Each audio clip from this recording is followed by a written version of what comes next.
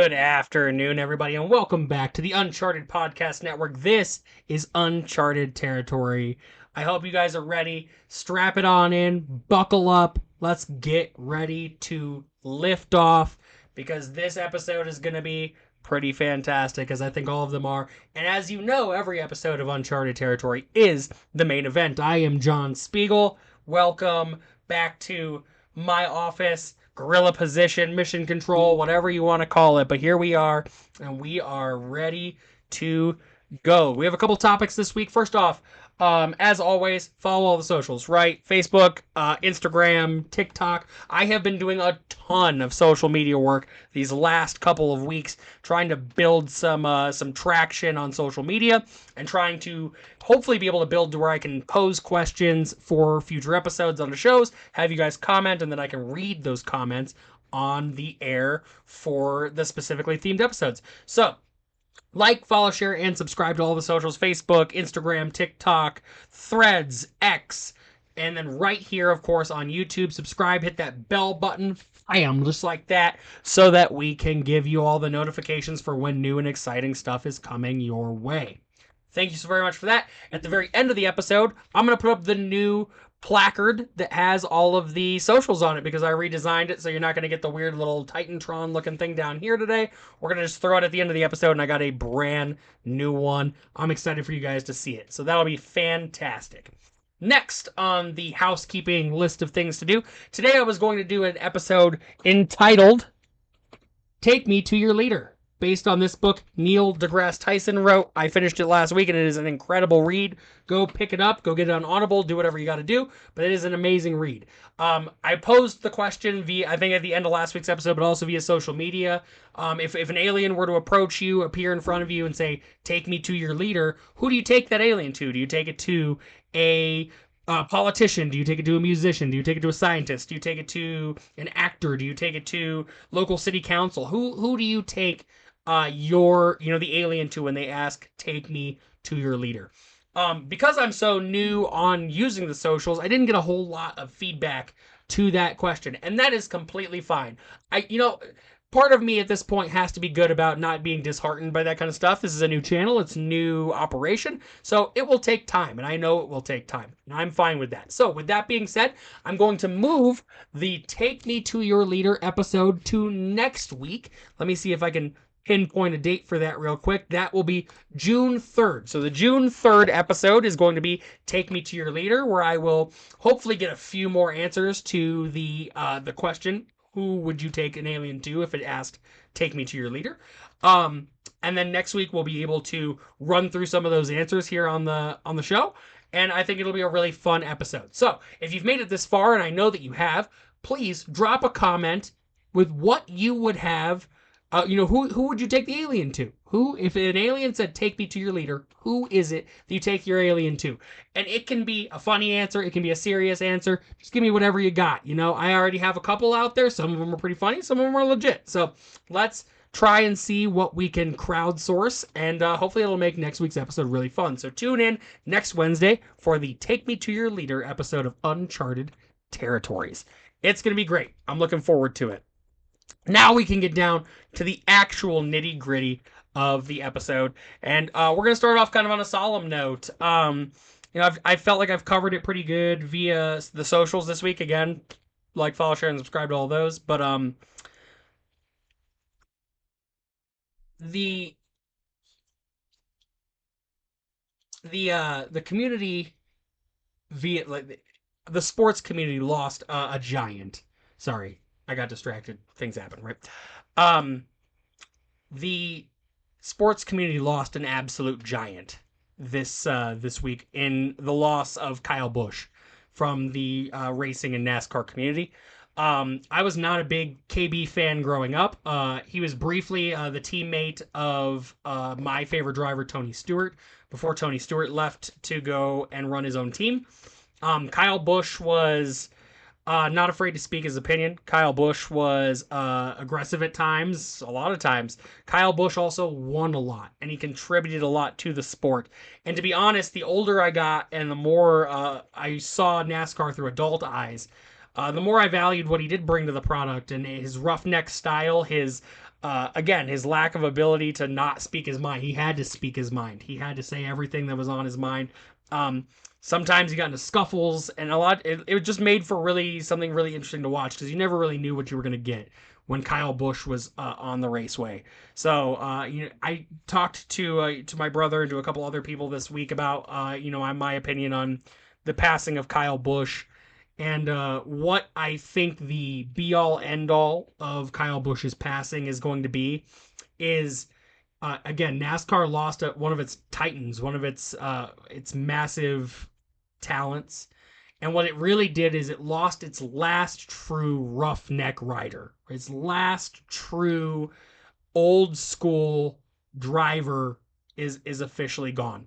Kyle was the last one of those guys, the last guy who always drove on the razor's edge, who always uh, Rowdy is what they called him, Wild Thing, and those things were very much so representative of him. NASCAR, in my opinion, over the last handful of years, if not the decade, has gotten statistically softer and softer and softer, and the cars have gotten slower and slower and slower. And guys like Tony Stewart and Jeff Gordon, all these guys have commented on the changes that NASCAR has made, and Kyle Busch was the last of that original, that old school generation. And especially when it comes to full time drivers. Sure, Jimmy Johnson drives every now and then, and Clint Boyer drives every now and then. But, I mean, those guys, Kyle was the last of that generation. So, what I'm going to do here for the next minute is I am going to put up the picture of Kyle, and we are going to take a 60-second moment of silence for Kyle Busch. Thoughts go out to his family, his wife, Samantha, Brexton, and Lennox. Uh, you know, let's take a minute.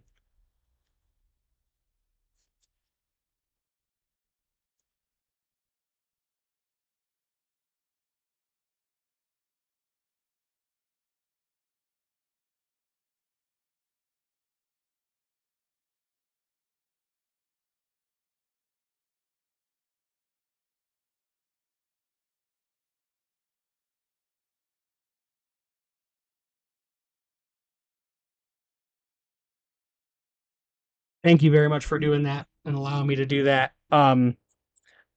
Richard Childress Racing has suspended the use of the 8 car, claiming that Kyle was instrumental in redesigning the 8 and redesigning the logo, redesigning the entire scheme to the vehicle, and was instrumental in that. So the 8 has been suspended and turned into the 33 for the foreseeable future. Austin Hill drove it this last weekend at Charlotte for the Coke 600.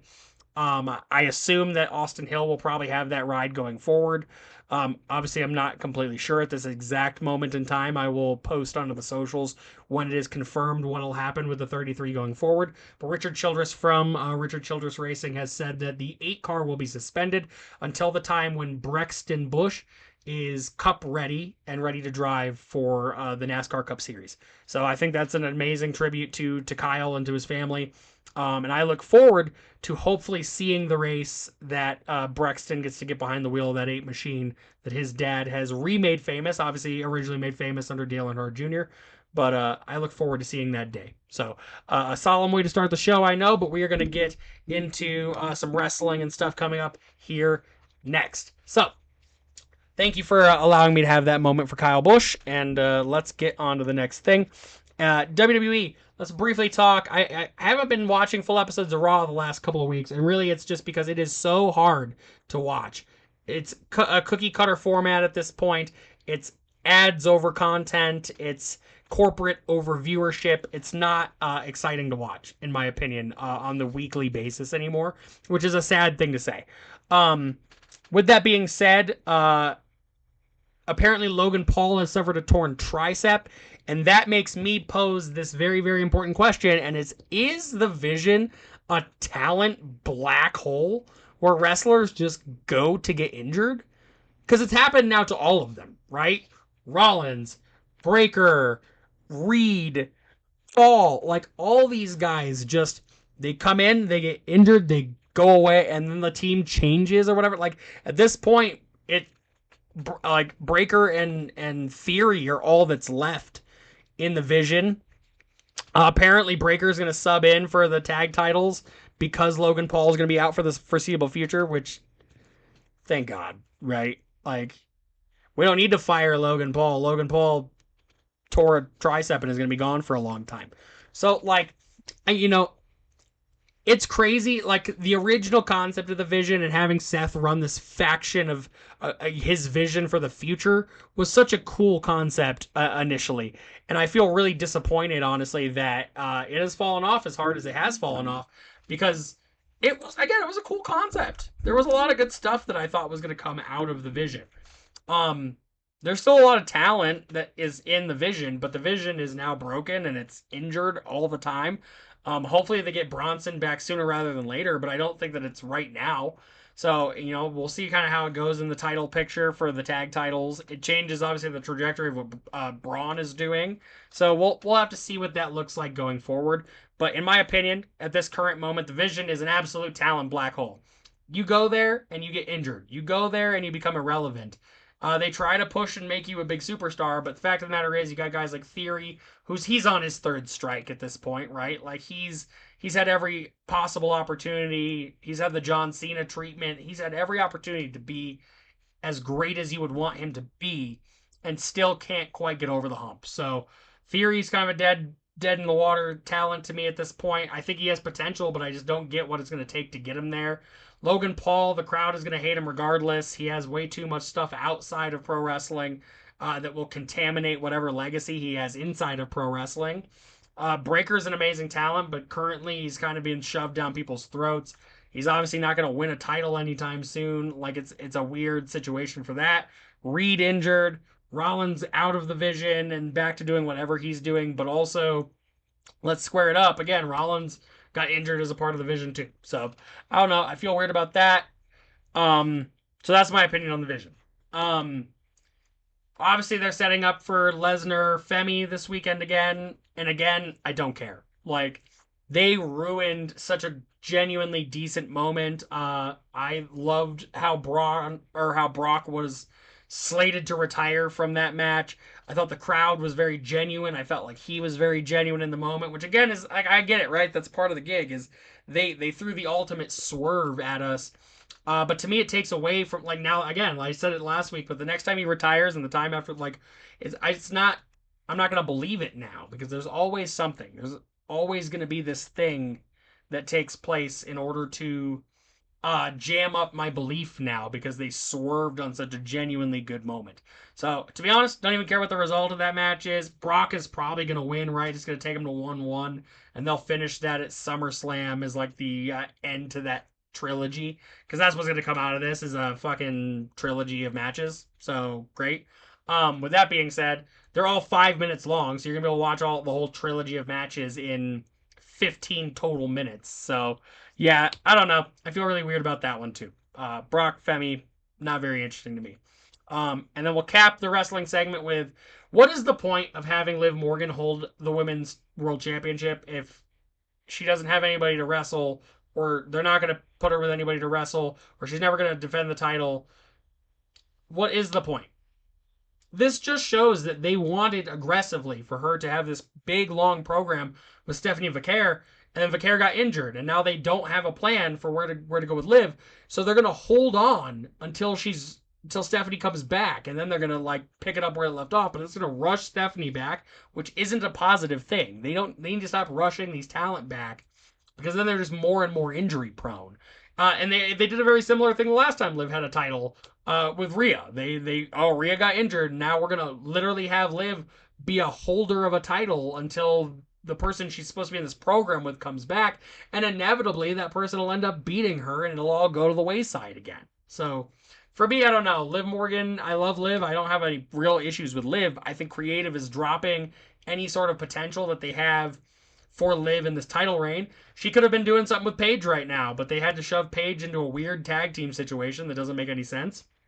And yeah, I just feel like they have dropped the ball aggressively with Liv Morgan's current world title reign.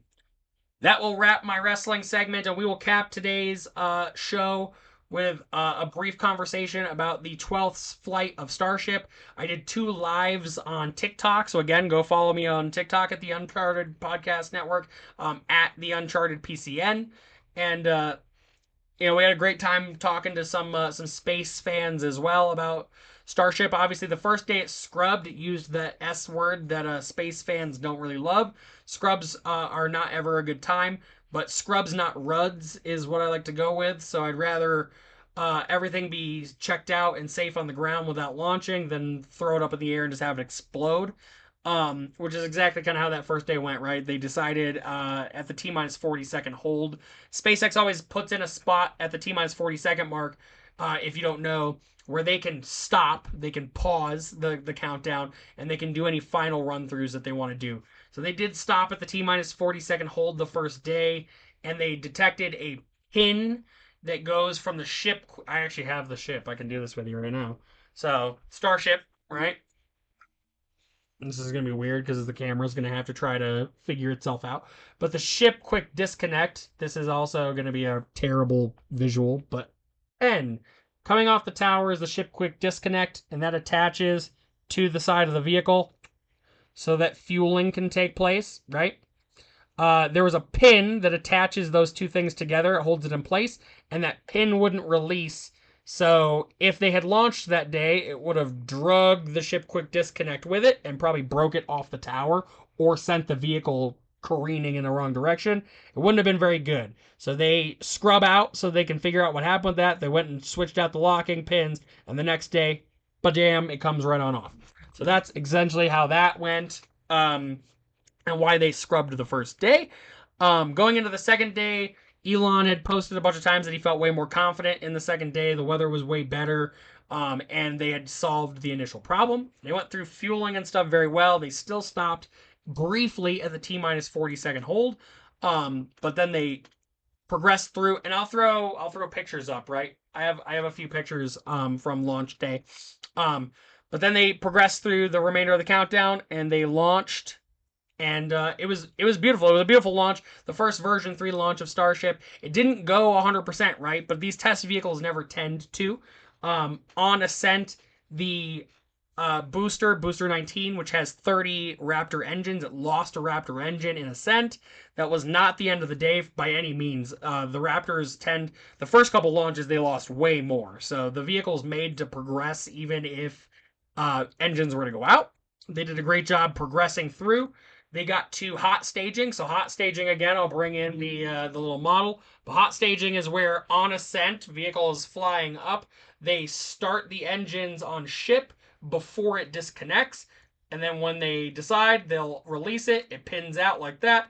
And then the booster goes into boost back burn. So it'll literally go from this profile, a ship on top, to it will do a flip and burn. It'll flip this way and it'll burn itself back down a little bit, and then it straightens itself back out and it falls back this way. Because the plan is obviously it goes to the launch tower and it comes back in and it gets grabbed by the tower like that in the chopsticks. Okay? That's what that would look like. In that burn, they had an anomaly take place. It sounds like in the engine bay, but they don't have full confirmation at this point in time. I will update again on the socials when I find out exactly what the cause of the error in the flip and burn was. That essentially then they just go to terminal velocity and they let the thing plummet into the ocean. It is technically a mishap, which generally in the past has prompted mishap investigations from the FAA, which generally stops all Starship flight and operation until they can solve the problem or figure out what the problem was to prevent it from happening in the future. The FAA in the last couple of flights has gotten a lot more lenient on the mishap investigations and has let a lot more go. So as of a few days ago, I had posted on the socials that the FAA was aware of the anomaly and aware of the situation, but they had not triggered a mishap investigation at that point in time. The ship, this big piece, continued downrange. It lost one of the Raptor vacuum engines. That's these giant guys. Sea levels in the middle. Raptor vacs are on the outside. Get you a little closer for that, just so you can see it. Big circles, Raptor vacs. Small circles, Raptor sea levels. They lost one in ascent, not a problem. It still continued to go. They did the correct orientation adjustments. They relit an engine in space, which is fantastic. And then they did a payload demonstration where they let out 20 modified Raptor, or not Raptor, sorry, Starlink mini satellites. One of them had cameras on it, so you got a really cool shot coming back at the ship as it progressed away. And then over the Indian Ocean, it re-entered, did its flip and burn, so it comes in a belly flop formation, comes down like this, the heat shield being on the bottom, comes through the atmosphere. They relight the engines, and it flips the ship vertical, and then it literally progressed, and it sat down on the ocean like that. They kill the engines, it topples over, flight termination system takes place, and they blow it up. It sinks to the bottom of the ocean and becomes an artificial reef, which is what they do with all of their disposed vehicles in the ocean. They all just become artificial reef habitats. So that's how that went. No mishap investigation at this point in time. I'm sure that there will be some sort of looking into the situation in the future, but as of now, it doesn't stop Starship flights. As for Flight 13, the vehicles have not been tested in any capacity yet. No cryo testing, no fuel tanking testing, no engine testing. They haven't done anything yet. So I would anticipate late summer into early fall probably for Flight 13. But as of right now, nothing out of Flight 13. Let me grab.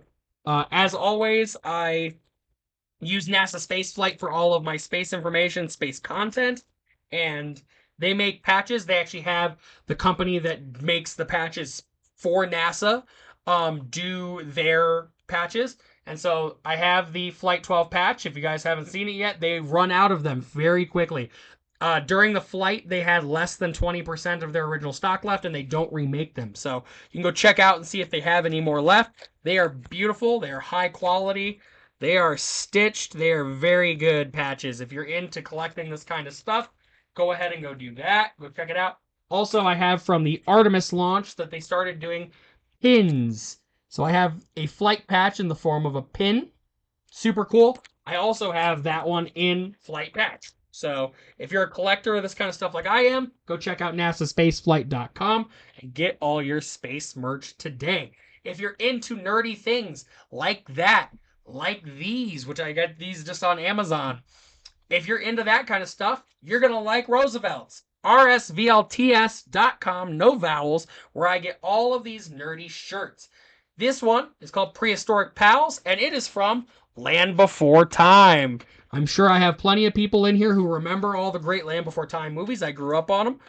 My son loves them now.